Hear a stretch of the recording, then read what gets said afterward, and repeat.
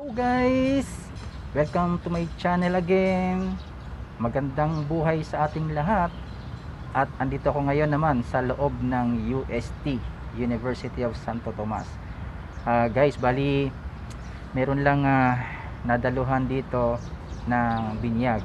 Pero bagong lahat na yan, tayo ay mag-vlog. Ipapakita ko muna sa inyo kung anong mga meron dito sa loob ng UST.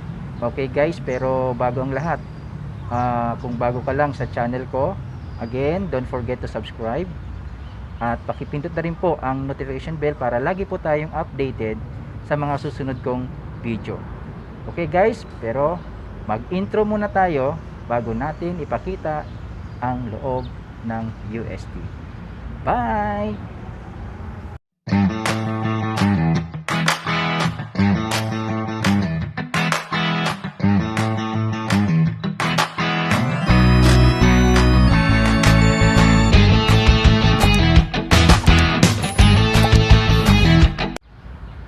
Ayan guys, bali itong pinapakita ko sa inyo, kung matatanaw ninyo doon banda sa malayo lang ng konti, yun yung pinaka stage o parang ito yung pinaka ground nila dito sa loob. Yun, meron doon din Christmas tree na guys na makikita natin. Okay, medyo ano lang guys, maaraw, medyo mainit, maliwanag. Okay, dito naman tayo banda guys. Ito, may mga gumagawa dyan, may mga trabado, napakaraming puno. Maganda rin dito guys ay maraming puno sa loob ng UST. Okay guys, ayun. Dito, punta naman tayo dito guys.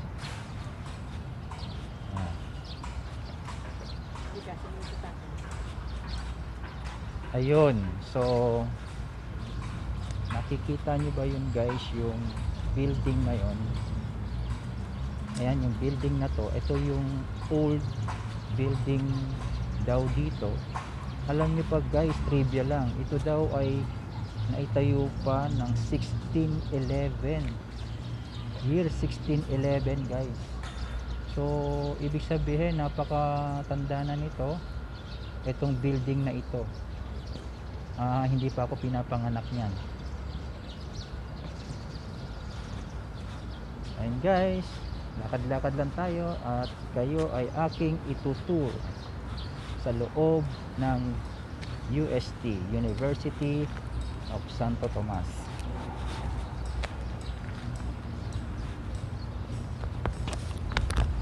Ayan, dito naman tayo sa area ng maraming puno at parang ito yung pinaka garden nila dito guys. Ayan guys,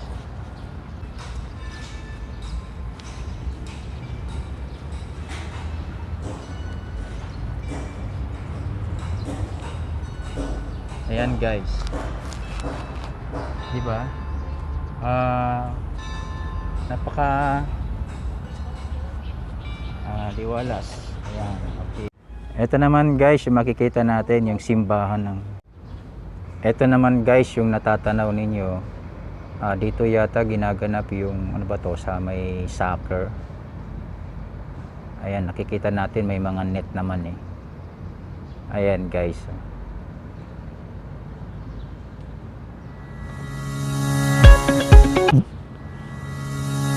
ayan guys, ito yung loob ng UST. Ito yata bagong building yata nila to. Parang dito yata yung gym nila. Okay, dyan ginaganap yung mga sports like basketball. Ayan.